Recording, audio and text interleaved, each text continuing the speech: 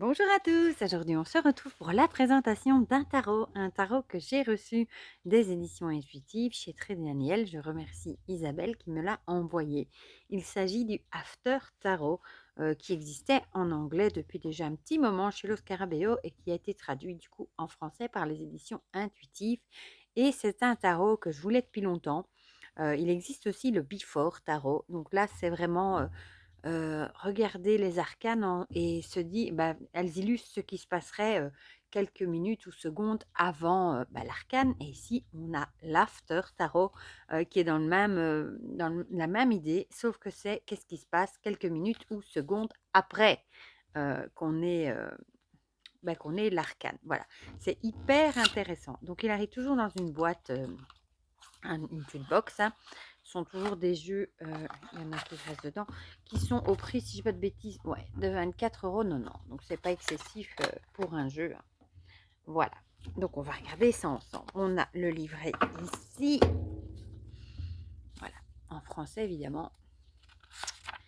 Et je vais juste vous lire l'introduction. Donc, le concept de ce tarot est à la fois simple et merveilleux. Chaque arcane est représenté quelques secondes ou minutes après le moment auquel nous sommes habitués, comme on le retrouve dans presque tous les tarots traditionnels. Ainsi, le fou, qui est habituellement représenté marchant au bord d'une falaise, sera maintenant représenté suspendu à cette même falaise.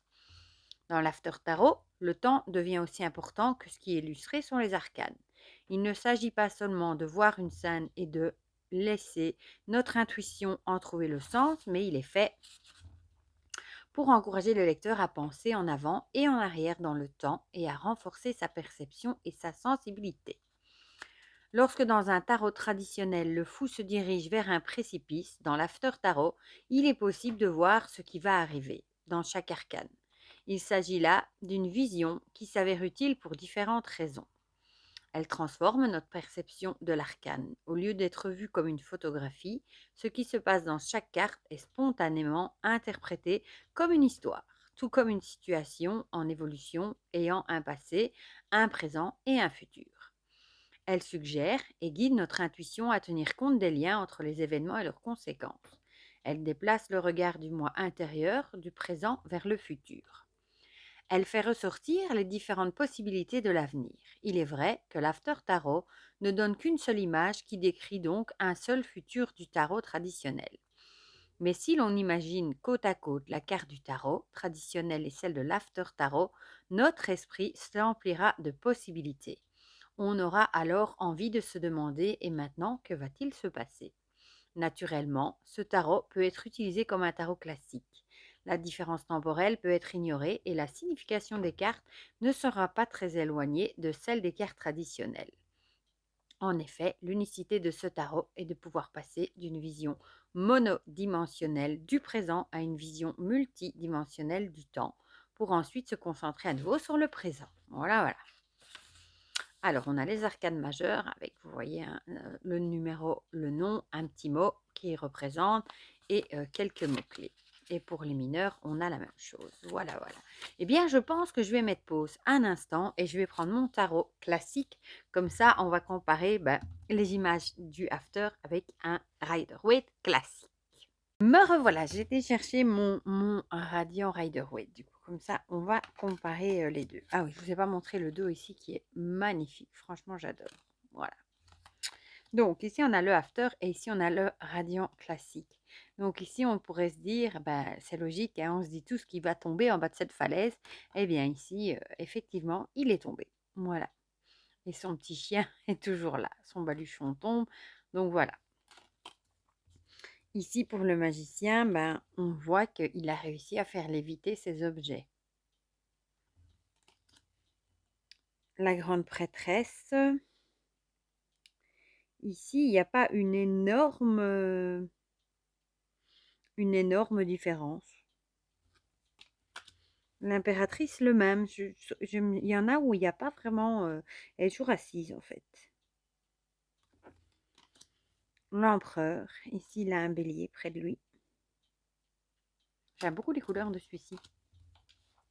Et la qualité aussi. Le hiérophante.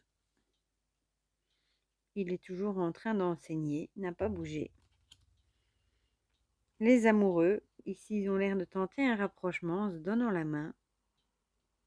Et le serpent s'en va. Il a peut-être rempli sa mission, du coup, il s'en va. Le chariot, ici, on voit que il s'est mis en route. Pour la petite différence. La force, elle lui fait un câlin. J'adore, franchement. Elle lui ouvre plus la bouche. Elle lui fait un câlin. Elle est trop jolie, cette force. Franchement, j'adore. Je l'avais déjà vue en anglais.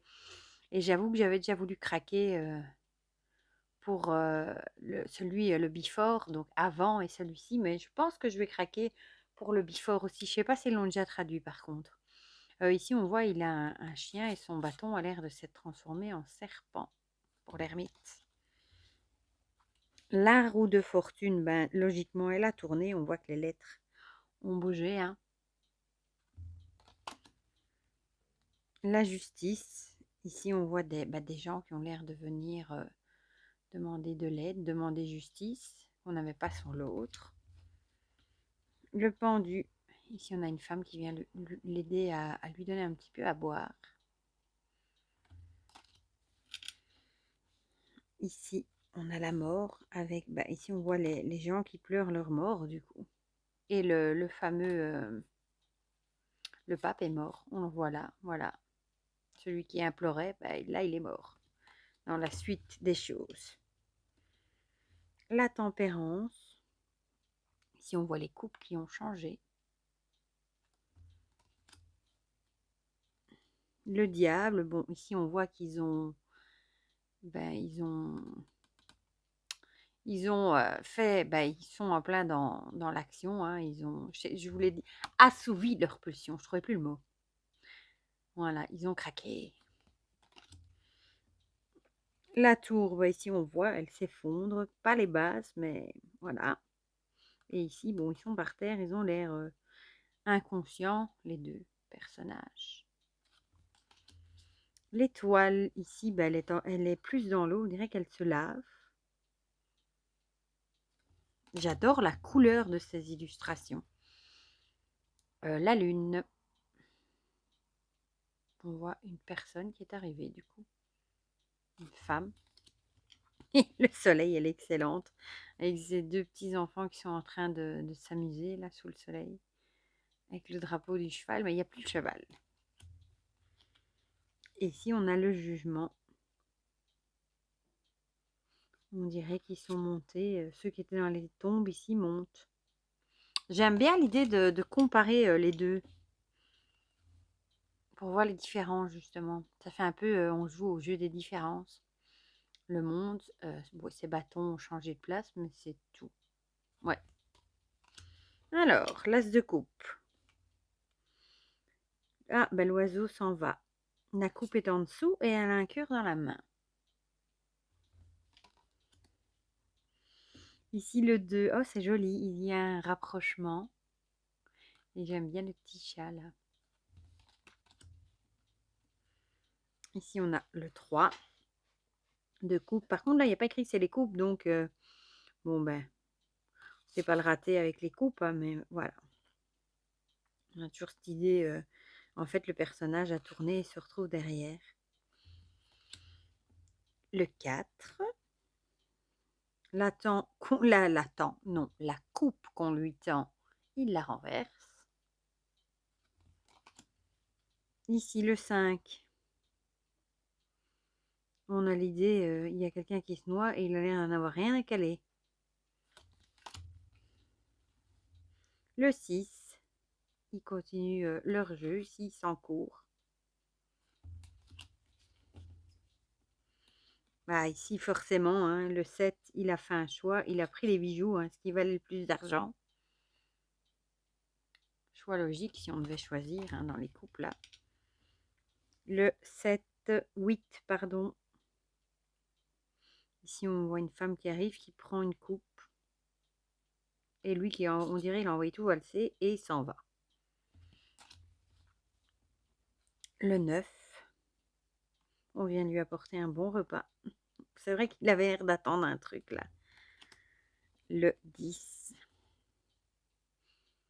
La famille qui était là, se fait un bon feu de camp. Je crois que je vais m'acheter le Bifort pour voir ce qui se passe avant. Je trouve ça hyper intéressant. Ici, le valet de coupe, forcément, son poisson, il a sauté de sa coupe. Et j'adore ce dos. Franchement, il est trop beau. Le chevalier de coupe, il boit à sa coupe. La reine de coupe. Ici, on voit, elle a ouvert sa coupe et elle est en train de regarder ce qu'il y a dedans. Le roi de coupe, lui, il vide sa coupe dans l'eau. L'as de coupe. Ici, le denier est là et elle a un scarabée dans la main. Ici, le 2. Avec l'idée du bateau, c'est chouette parce que du coup, on voit que il s'est retourné pour voir le bateau arriver. Et le bateau est arrivé. Il accueille ceux qui arrivent. Ah, ici aussi, c'est chouette, le 3. On voit le travail qu'il a accompli ici. C'est bien, c'est chouette aussi, ça. Le 4, avec l'idée que il garde ses sous, mais bon, quand on sera mort, on ne les prendra pas avec nous, hein, avec l'idée de la faucheuse. Le 5, ici, elle est triste. Hein, l'idée, ils se sont tombés dans la neige, les pauvres. Le 6,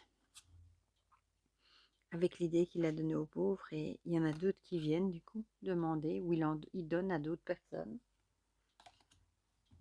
Le 7, là, il récolte ce qu'il a semé. Le 8, il a fini son travail, qui est ici. C'est intéressant, hein. Le 9, ici, on voit qu'elle cueille son raisin, elle récolte son raisin. Et l'oiseau n'est plus là. Le 10, là aussi, ils récoltent dans leur coffre leur richesse. Le valet de denier. J'aime beaucoup avec ce petit nain, c'est trop joli. Le cavalier.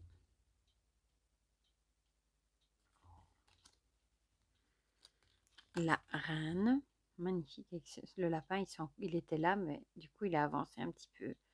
Et elle regarde son denier. Je me demande si ce jeu-là existe en rider normal. J'adore ces illustrations. Le roi. Il y a un taureau qui est là.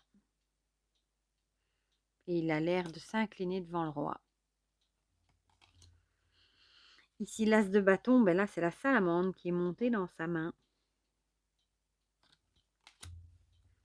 Le 2, il montre à une dame le monde qu'il avait en main. Le 3, ici, on voit qu'il a le... Comment on appelle ça? Le truc qu'on met sur son bras pour déposer un rapace. Ici, on voit qu'il le laisse s'envoler. Le 4. Ici, on a l'idée que la fête est finie. Hein. Ils s'en vont, ils font la fête plus loin. Le 5. Ici, il y en a un qui est tombé. Hein. Il ne reste plus qu'un vainqueur. Les autres sont tous à terre. Le 6. Ici, on a l'idée d'une femme qui vient le saluer. Le 7, on se dit que tous les bâtons qui étaient là, ça appartenait à des personnes et qu'il est descendu de sa montagne pour se battre plus bas avec ceux qui tenaient les bâtons. Ici, le 8, on se dit qu'il y avait quelqu'un qui tire une flèche. Le 9, on pense que c'est avec lui qui s'est battu, je dirais. Ici, le 10, son fardeau, il l'a lâché. Le valet.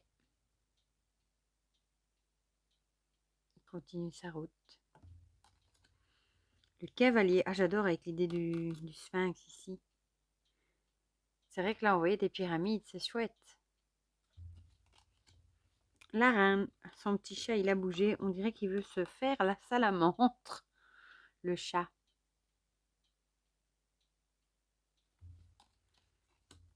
Et le roi, ici la salamandre, elle... Ah bah elle est partie dans sa main, ici. Oh, il est beau l'as d'épée. Ici, c'est un aigle qui est venu se poser. On retrouve le gant hein, du fauconnier, ou je sais plus comment on appelle ça, de l'as. Non, c'était pas l'as, c'était le 4, je crois, d'épée. Magnifique. Le 2, avec l'idée qu'elle a donné les épées à 2 personnes. Ouais, joli aussi ici, le 3, c'est comme si on l'avait soigné. On l'a pas guéri, mais on l'a soigné. On a bandé les blessures, on a enlevé les épées. J'aime bien l'idée aussi. Ici, le 4, bah, il y a une dame qui vient lui apporter une fleur. Le prier, hein, le veiller. Le 5.